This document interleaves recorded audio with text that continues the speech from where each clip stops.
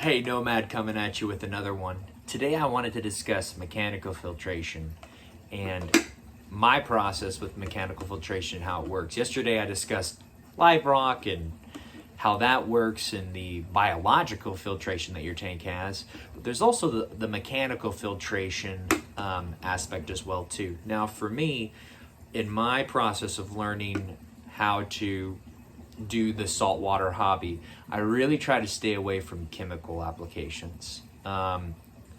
It can cause problems and it can kill things. And so for me, what's best, as I've kind of developed, is I've tried to not use a lot of chemicals to treat my tank. Now what I do have, I discussed in a video, one of the first videos I posted about my protein skimmer. Now you can see here, this is the top of my protein skimmer. This is a reef octopus. I've had this thing for about 5.5 years, and look how clean it is. The gasket is still great. I clean this thing probably every 1.5 weeks. So, and then of course I do have a tube that comes out that I have it go into a bleeder cup, so I can catch all that nastiness and throw it out. Some people, they'll take this off and they'll cap this up and let this fill up, which is fine too. You can do it either way, but it kind of creates less mess for me if I don't have to remove this all the time, and I designed it into my new system that way. So my first protein skimmer that I bought crapped out in like a year. I forget what brand it was, and I was so ticked and upset about it, I went ahead and I just went online and I spent an extra $100 and I got a reef octopus. Now, I haven't tried any other brands, but it looks like there's some really good other brands out there. But this was pretty affordable. I picked it up for about $215, I think, at the time. Now, this is 5 years ago. I'm sure they've gone up. And it's been a great protein skimmer. It's worked really well, and as you can see, it's very clean. I mean, for 5 years old, this is pretty good. Also, another thing too is when I run my protein skimmer, I don't try to get the water level up here. I've seen videos where people do that. That just creates like way too much water and stuff going into your overflow, or this thing fills up too quick. What I do is I like to run kind of my bubbles, like where it's really a good amount of bubbles. The water level might even be here, but I'll run it where it's giving me good bubbles to about right here, pretty heavy bubbles, and that will over time aerate up and it will drip over into your cup, and this will then catch your pollutants. So anyways, this is one of my mechanical filtrations that I use, which is a protein skimmer, which most guys in the saltwater hobby use. Another thing that I use is filter socks. I do use filter socks. These are kind of old. I'm probably due to replace them. I change these out every 3 to 4 days, and I've got a good amount of them. I also, now that I've got my new system, I do run these kind of thinner ones towards the back, but where my major water flow goes into, I run these. They catch stuff really well. And any other stuff, if it's big or whatever, it just kind of filters through this and it creates less noise. I'll run like one of these at the far back since I've got 3, and then I'll run 2 of these up front. I'm probably about due to replace these, but I wash these in the washing machine and I use vinegar. Now, there's a lot of people out there that, you know, as time has gone on, there may be other products that may be better. You'll have to do your own research on that. But I've used vinegar for many years and it's worked really well, and it doesn't kill my fish. And vinegar's worked pretty well. So this is another form of kind of mechanical filtration that I have. Now the last thing that I use, and I've also started a refugium. I want to start a refugium on this tank.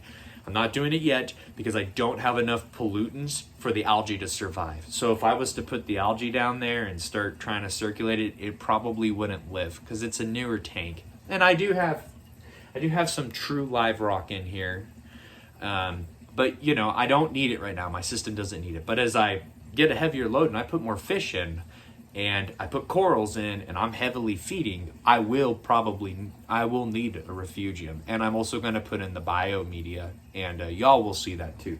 But something else that I also use is reverse osmosis water. Now, I don't have an actual RO system.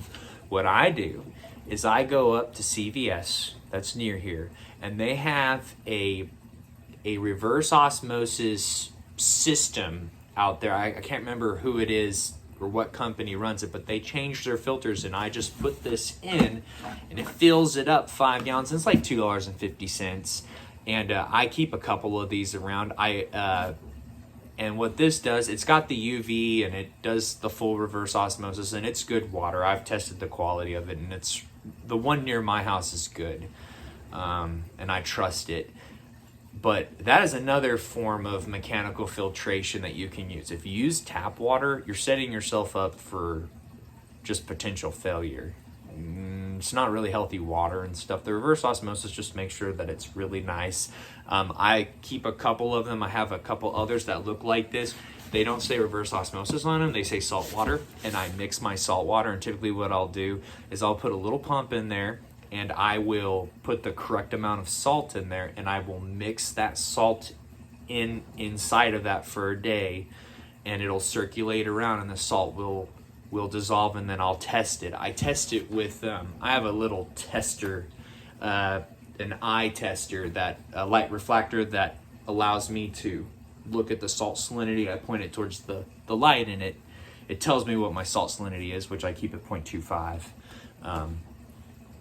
But that is just a little bit of mechanical filtration. Again, I don't use chemicals. In the past, in the very beginning when I started out, because I kept my tank super clean, I developed the purple slime, and I did treat that with the copper treatment. In fact, I think I have it.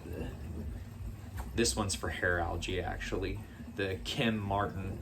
But I had another one that treated that. And honestly, with hair algae, I need to do a video on hair algae, because hair algae is not as bad as people think it is. Snails can help clean it up, and your tangs, when you get tangs, they actually eat it. But I'm not going to go into that. That's for another video. But those are 3 different things of mechanical filtration that typically a newcomer starts with. I did not have a refugium. I've ran a system for a long time without a refugium. Just good maintenance on changing out the filter socks, keeping them clean.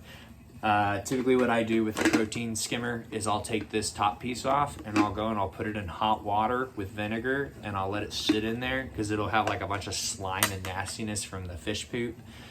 And I'll turn it around in there and really wash it out, and then take a paper towel and clean it out. And man, for this thing being like 5.5 years old, it's done really good. And if you properly maintenance your equipment, your mechanical filtration will take care of you, because your system works with the mechanical filtration side, and it works with the natural biological filtration. And so anyways, like I said, I keep my water about here, my heavy bubbles here, and then it bubbles up. And as you play with it and learn kind of your filters and your protein skimmer and where you want it, you'll find a spot that's good for you. But anyways, that's pretty much my mechanical filtration setup. And I just wanted to do a video on it. Thank you, and have a good day. Bye.